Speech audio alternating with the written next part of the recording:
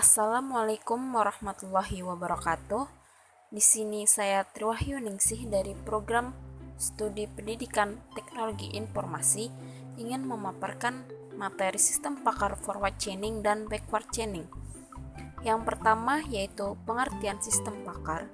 Sistem pakar adalah sistem yang berusaha mengadopsi pengetahuan manusia ke komputer agar komputer dapat menyelesaikan masalah seperti yang biasa dilakukan oleh para ahli.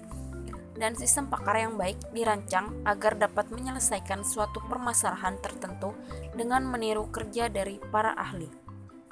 Selanjutnya yaitu sistem pakar pertama kali dikembangkan oleh komunitas AI pada pertengahan tahun 1960. Sistem pakar yang muncul pertama kali adalah General Purpose Problem Solver atau GPS dengan dikembangkan oleh Newell dan Simon.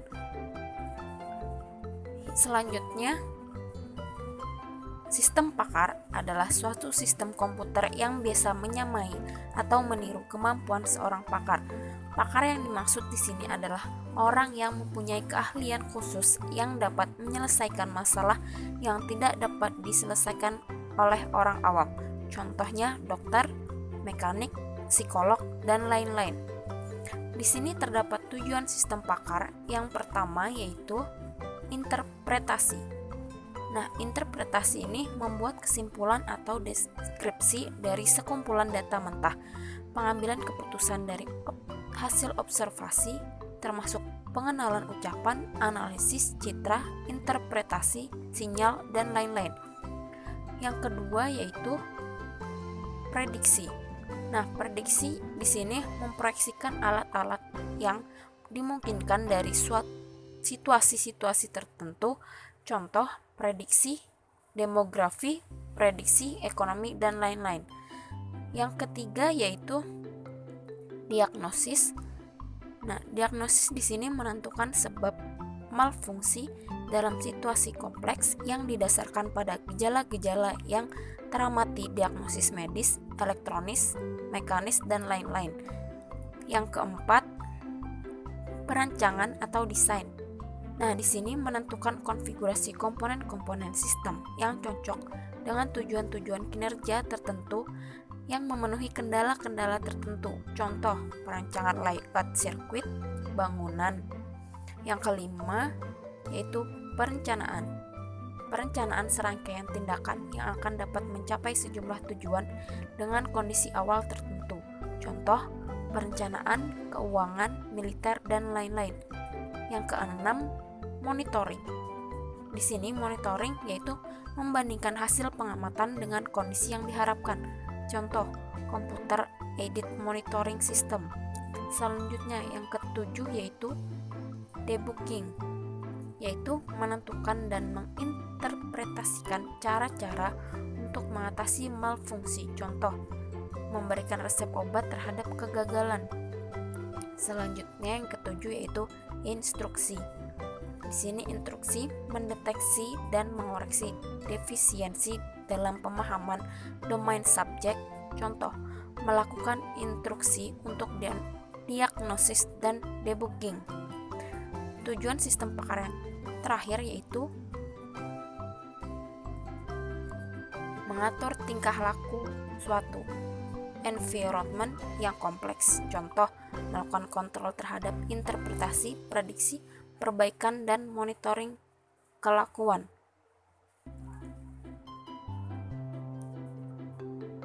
Kemudian yaitu struktur sistem pakar. Sistem pakar terdiri dari dua bagian pokok yaitu lingkungan pengembangan dan lingkungan konsultasi.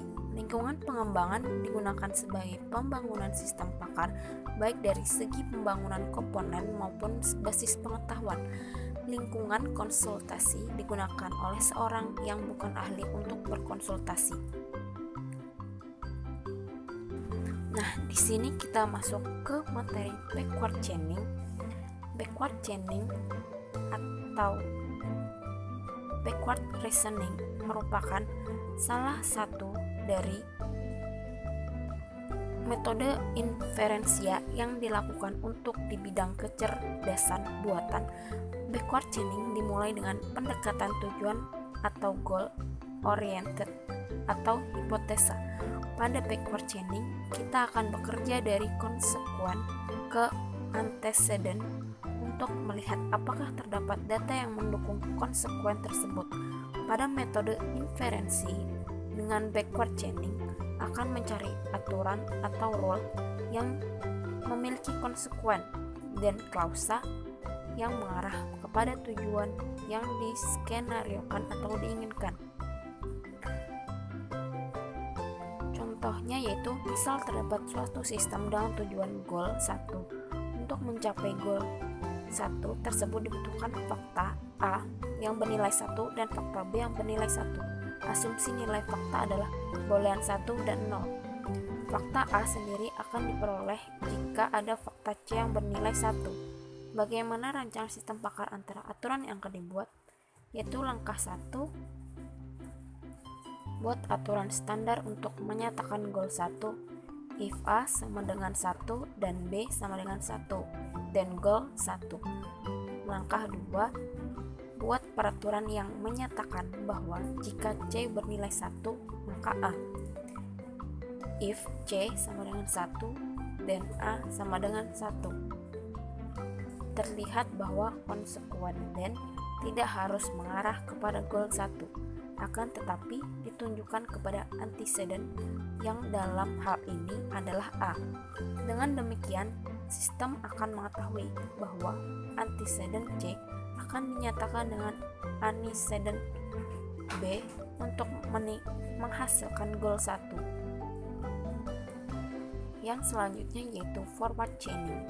Forward chaining adalah metode inferensia yang merupakan lawan dari backward chaining. Forward chaining dimulai dengan data atau data driven. Artinya pada forward chaining semua data dan aturan akan ditelusuri. Untuk chaining akan mencari antecedent if klausa sampai kondisinya benar. Pada forward chaining semua pertanyaan dalam sistem pakar akan disampaikan semuanya kepada pengguna mencapai tujuan atau goal yang diinginkan. Mesin inferensia yang menggunakan forward chaining selanjutnya yaitu perbandingan forward chaining dan backward chaining. Yang pertama, forward chaining disajikan untuk masa depan, sedangkan backward chaining disajikan untuk masa lalu. Yang kedua, dalam forward chaining penjelasan tidak difasilitasi, sedangkan pada backward chaining penjelasan difasilitasi. Yang ketiga, forward chaining predicate first search dimudahkan, dan pada backward chaining depth first search dimudahkan. Selanjutnya yaitu perbedaan pada metode forward chaining, yaitu menggunakan informasi yang ditentukan oleh user untuk memindahkan ke seluruh jaringan dari logika, misalnya AND dan OR, sampai semua terminal ditentukan sebagai objek. Bila inference engine tidak dapat menentukan objek, maka akan meminta informasi lain. Perbedaan selanjutnya metode backward chaining yaitu kebalikan dari forward chaining, dimulai dengan sebuah hipotesa atau sebuah objek dan meminta informasi untuk meyakinkan atau mengabaikan. Backward chaining inference engine sering disebut goal driven. Sekian pemaparan materi dari saya.